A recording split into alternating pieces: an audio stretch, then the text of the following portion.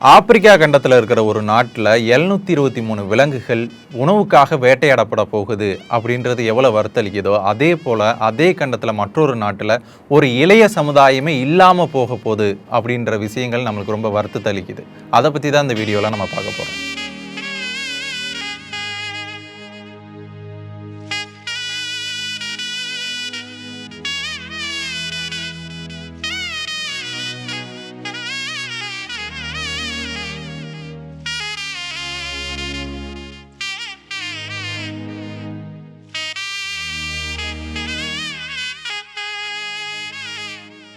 அந்த காலத்துல நம்ம முன்னோர்கள் வீரத்துக்காகவும் பொழுதுபோக்குக்காகவும் விலங்குகளை வேட்டையாடிட்டு இருந்தாங்க. அந்த சூழல்லாம் இப்ப மாற்றப்பட்டு விலங்குகளை வேட்டையாடினாலே தண்டனைன்ற அளவுக்கு மாறிடுச்சு. ஆனா ஆப்பிரிக்காவில் நமீபியா நாட்டில் 723 விலங்குகள் உணவுக்காக கொல்லப்பட போகுது அந்த நாட்டு அரசாங்கத்தாலேயே. நமீபியா நாட்டில் 3 லட்சம் பேர் தான் இருக்காங்க. ஆனால் அந்த 3 லட்சம் பேருக்கு கூட உணவு இல்லாத அளவுக்கு ஒரு சூழல் நிலவிட்டு இருக்கு. இதுக்கான காரணம் என்னன்னு கேட்டிங்கன்னா கடுமையான வறட்சி தான். அங்கே மழைப்பொழிவே கடந்த 2 வருடங்களாக இல்லை. அதனால் அந்த நாடே ரொம்ப பசி பட்டினி கொடுமையால் பாதிக்கப்பட்டிருக்கு.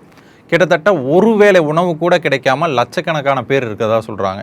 இந்த கொடுமை தாங்க முடியாமல் தான் அந்த அரசாங்கம் என்ன பண்ணுது அப்படின்னா அந்த நாட்டில் இருக்கக்கூடிய 723 விலங்குகள், அதாவது 300 வரிக்குதிரைகள், 100 காட்டெருமைகள், 100 எலாண்ட் வகை மான்கள், 50 இம்பாலா மான்கள், 30 நீர் யானைகள், 80 ஆப்பிரிக்க சவானா யானைகளை கொல்ல போகிறாங்க. இதில் ஒரு கொடூரமான துயரம் என்ன அப்படின்னா இந்த ஆப்பிரிக்க சவானா யானைகள் உலகத்திலேயே மிகப்பெரியது. அதுவும் இல்லாமல் இது அழிந்து வரக்கூடிய ஒரு மிருகங்களை ஒன்றாகவும் இருக்கு. இதையே இந்த அரசாங்கம் துணிஞ்சு பண்ணுறாங்க அப்படின்னா இந்த மிருகங்களும் வறட்சியால் பாதிக்கப்பட்டிருக்கு. இவங்களையும் பாதுகாக்க முடியாத ஒரு சூழல் இருக்கிறதுனால அவங்கள கொன்னுட்டு இவங்க உயிர் வாழலாம் அப்படின்ற முடிவுக்கு வராங்க. இது முதல் தடவை தான் நடக்க போகுது அப்படின்னா கூட அது கூட இல்லைங்க. ஏற்கனவே 150 மிருகங்களை கொண்டு கிட்டத்தட்ட 63 டன் இறைச்சிகளை எடுத்து சில மாதங்களாக அவங்க உயிர் வாழ்ந்துட்டு வந்துட்டு இருக்காங்க. இந்த கொடூரம் இன்னும் தொடர்ந்துக்கிட்டே இருக்கிறதுனால ஒட்டுமொத்த விலங்குகளை பாதி விலங்குகளை அவங்க கொல்றதுக்கு முடிவு பண்ணிட்டாங்க.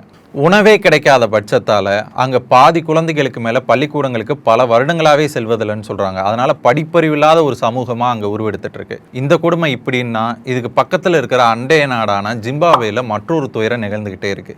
அங்கேயும் இதே மாதிரியான வறட்சி சூழ்நிலையால் கிட்டத்தட்ட 6 லட்சம் குழந்தைகள் ஊட்டச்சத்து குறைபாடால் பாதிக்கப்பட்டிருக்காங்க. இதே சூழ்நிலை தொடர்ந்துச்சு அப்படின்னா இளைய சமுதாயம் சுத்தமாக இல்லாமல் போயிடும்.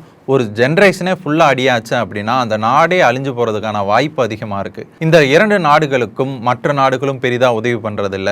அதே நேரத்தில் ஐநாவும் பெருசாக அதை கண்டுக்கிறதும் இல்லை. இதே சூழல் கண்டினியூ ஆச்சு அப்படின்னா உலக வரைபடத்திலிருந்தே இந்த 2 நாடுகளும் இல்லாமல் போகிறதுக்கான வாய்ப்புகள் அதிகமாக இருக்குது.